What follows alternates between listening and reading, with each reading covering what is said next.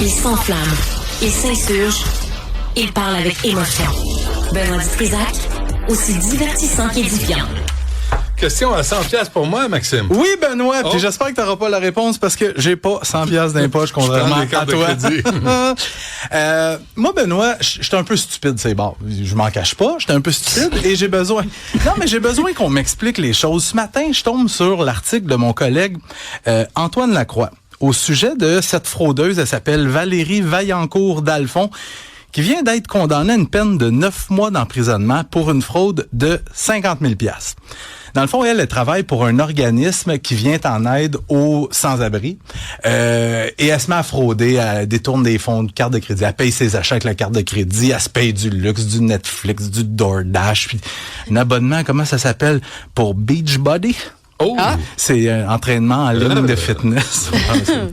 Fait que c'est ça, elle fait des virements bancaires à partir du compte de l'organisme. Elle s'en met 50 000 $ dans les poches. Sentence de 9 mois d'emprisonnement. La semaine dernière, pas en 1998, la semaine dernière, Adja Ben Bouhoud, une jeune femme de 24 ans qu'on voit à l'écran, fraude est condamnée pour avoir participé à un stratagème de fraude grands-parents. Elle a fraudé 11 personnes âgées pour 90 000 $. Des personnes âgées qui sont clairement à la retraite, qui sont pas riches. Absolution. Fois 2. Qu'est-ce que tu veux dire, fois 2? Il y a eu appel. Oui, c'est ça. Puis oui, c'est vrai, ça a été amené en appel et la Cour d'appel a confirmé absolution. Pas de casier criminel, pas d'antécédents. Tu peux continuer de voyager dans le Sud. Fais tes petites affaires, Madame Ben Bouhoud. Tout est correct. Alors moi, je veux que tu m'expliques. Parce que moi, je suis un citoyen avant tout. Je le sais. Il y a les gens qui nous écoutent qui se disent, t'en as une mère de famille qui a 2 enfants, qui souffre de sclérose en plaques, c'est important de le dire quand même, qui commet un crime sans cœur, elle fraude un organisme qui vient en aide aux sans-abri pour 50 000 $, 9 mois de prison ferme. Et t'as l'autre qui fraude 11 personnes âgées pour 90 000 $. Absolution. Écoute, ça doit être parce qu'on a des petits cerveaux. On n'est pas des juges. Parce que si tu posais la question, par exemple, Conseil de la magistrature, au monsieur Richard, des juges qui ont un gros cerveau, ils pourraient te l'expliquer. Mais je suis pas plus équipé que toi. Et d'autant plus que les crimes, la fraude, les crimes de fraude ont explosé au Québec dans les dernières années. Fraude grands-parents, fraude faux représentants, fraude amoureuse. Là, maintenant, c'est les fraudes par l'intelligence artificielle. C'est un crime qui est qui explose, je te le dis. Ça fait des centaines, des milliers de victimes. Ça engendre des pertes par centaines de millions. Je ne comprends pas. On est deux. On est deux. Mais on invite les juges. Appelez-nous. Écrivez-nous. Maxime Delan, t'as une adresse? Maxime.Delan, commercial, agencemi.ca. Agence QMI, c'est facile à retenir. Je me suis même créé une page Facebook. Oh mon Dieu, j'espère qu'il y a des photos. Dangereux criminel arrêté pour un autre meurtre. James Gould, qui a été arrêté hier pour un meurtre commis à Montréal il y a 19 ans, en février 2007. James Gould n'a pas été trop difficile à trouver. Il était emprisonné au pénitencier de Drummondville. Mais ce gars-là, Benoît, James Gould, c'est un vrai danger public, un gars extrêmement violent. Après 19 ans d'enquête, les enquêteurs des meurtres non résolus de la police de Montréal ont fait réanalyser des éléments de preuve trouvés sur la scène de crime à l'époque. On a été en mesure de relier James Gould à ce meurtre-là. Ça s'était produit dans l'arrondissement de La Salle. Il y a la victime, s'appelle John Parizeau, qui était dans sa voiture avec James Gould, et à un certain moment, Gould sort un long couteau et l'enfonce dans la poitrine de John Parizeau.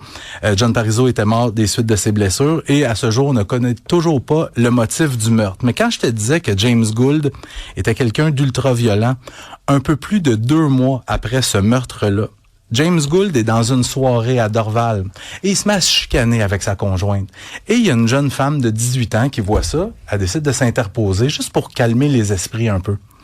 James Gould devient fou de rage. Il te pète un coup de poing en plein visage et la jeune femme de 18 ans tombe au sol inconsciente et James Gould va s'acharner sur elle à grands coups de pied, à grands coups de poing. Il va même y piétiner la tête à de nombreuses reprises.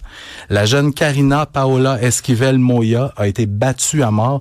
James Gould a été arrêté, accusé de meurtre et le jury l'a finalement reconnu coupable d'homicide involontaire parce qu'il il était intoxiqué, Benoît, au moment des faits.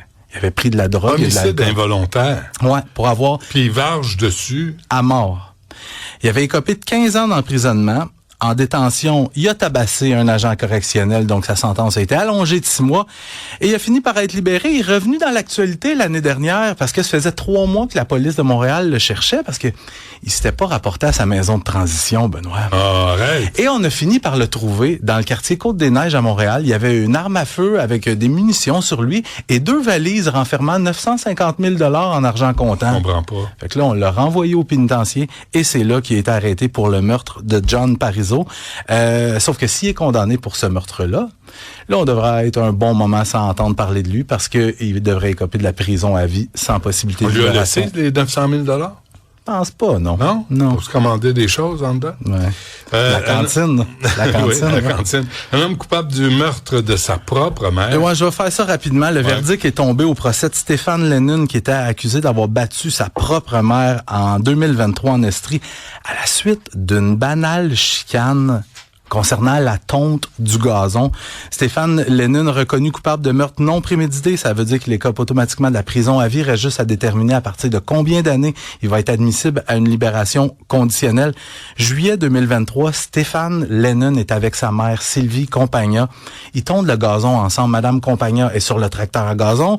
Stéphane Lennon passe le weed eater, puis à un moment donné, le weed eater, il brise. Et sa mère n'est pas contente. Elle dit, Stéphane, ça coûte cher, ça coûte 250 $, le weed eater. Il est fâché contre lui. Il dit, va donc faire un tour. Mais Stéphane Lennon rentre dans la maison à la place et il attend sa mère. Quand sa mère rentre à l'intérieur, il l'a frappé à qui mieux c'est sauvage comme agression. Il l'a battu à mort et c'est finalement une amie de la mère qui devait aller souper avec elle, qui s'est rendue chez elle, a trouvé la victime inconsciente au sol. Elle a raconté en cours qu'elle avait la tête grosse comme un ballon de basketball. Stéphane Lennon a été accusé, condamné. Et la pathologiste qui a examiné le corps n'a même pas été en mesure de dire combien de coups la femme avait reçu tellement les blessures étaient graves. Alors, Stéphane Lennon, condamné, devrait écoper de la prison à vie. Reste à savoir après combien d'années il va être admissible à une libération conditionnelle. Merci Maxime. À demain.